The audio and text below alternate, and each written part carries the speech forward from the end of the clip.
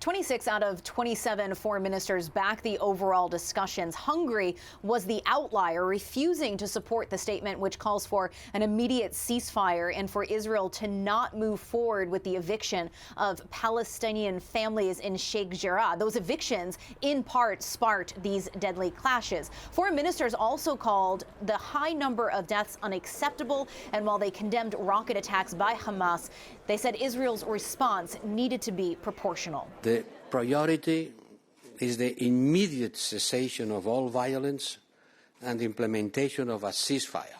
Not only agreed, but to implement a ceasefire. The purpose is to protect civilians and to give full humanitarian access in Gaza.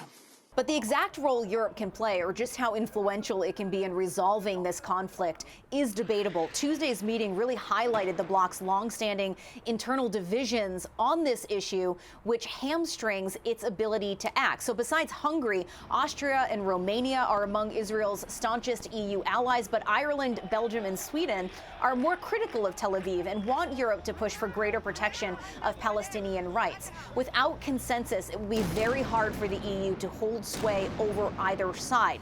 There's also the argument that the EU has been too passive in its approach to Israel over the decades, which has eroded its influence. On one hand, it supports a two-state solution, but on the other, it has not really stood up to Israel's continued settlements over the years.